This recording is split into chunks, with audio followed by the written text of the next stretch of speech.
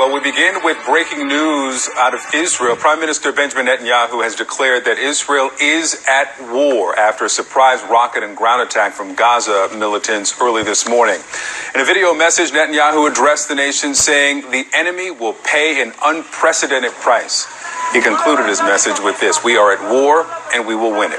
Right now, Israel's security cabinet is meeting to discuss the full scale of its response. Already, the Israeli military has begun mobilizing and calling up thousands of reserve forces.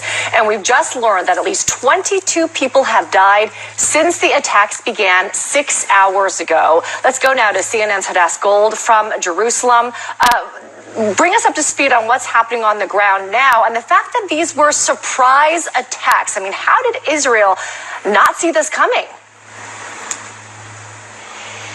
That's a great question. This was an unprecedented surprise attack. Israel essentially now saying that they are in a state of war, the likes of which Israel has not seen in 50 years, almost to the day to that Yom Kippur War in 1973, which also caught Israel by surprise on a holiday. Today is a holiday, technically, at Simchat Torah, also catching Israelis by surprise. 6:30 a.m. is when this started, a barrage of rockets coming from Gaza towards Israel, and it has not stopped since that hour. We have seen now thousands of rockets fired, including as far as where we are in Jerusalem. We've had at least 5 air raid sirens sending us into the shelters. We've heard multiple explosions in the air over Jerusalem. The same has been said for Tel Aviv as well as southern Israel. But even more alarming are these ground infiltrations. The Israeli military has confirmed that dozens, if not more, militants have infiltrated Israel from Gaza. We've seen videos of them on the backs of pickup trucks on the streets of Israeli villages, and as well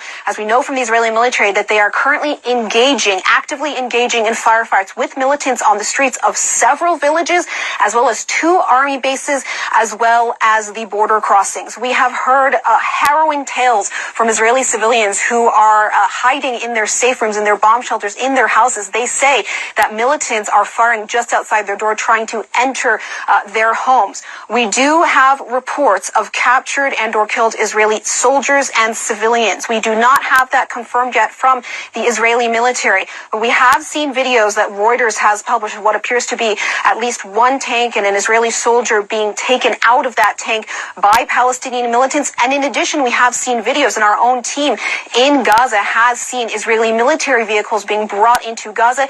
Even the emergency services, Magen David Adom says one of their ambulances has actually been taken into Gaza. The latest numbers on casualties we have in Israel. We do not know numbers of soldiers or police officers killed, although we have heard from the police that there are casualties. In terms of what the hospitals and the emergency services are saying, they're saying at least 22 killed, something like 545 injuries so far, and we are only in hour 6. To give you a sense of the scale, so far we know at least 2,000, likely more because that number is from about an hour ago, rockets have been fired from Gaza into Israel. In that war in 2021 that lasted 11 days, it was something like 4,300 rockets for that entire period. So we're only in hour 6 and we're already reaching that record in terms of number of rockets. But what is most alarming is these infiltrations. The Israeli military is saying some of them actually came by air, by paragliding into Israel. Some of them came by sea and by foot. There's a big question, of course, how did this happen? How was Israel so caught off guard? In the previous rounds of conflicts we've seen, there's been a clear trigger point.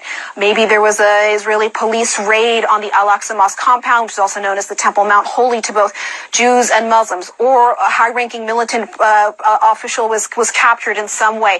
There have been tensions here. There have been tensions in Jerusalem at the Al-Aqsa Mosque compound, Temple Mount. There have been ongoing tensions in the West Bank we've been reporting on for more than a year and a half. There have been some protests along the border fence between Gaza and Israel, but there has been no clear trigger, and I think that's why this was such a surprise, and it was very clearly a coordinated attack. Now, Hamas has released statements calling this they call this an operation, calling it the Al-Aqsa Storm, claiming that they fired more than 5,000 missiles, and what's also alarming is that they are calling on all Palestinians across the Palestinian territories, across the occupied West Bank, Palestinian citizens who also hold Israeli citizenship, calling on them to take up arms wherever they can. And that is what is most concerning to the Israeli security establishment, is these firefights that are happening on the ground in Israel as we speak.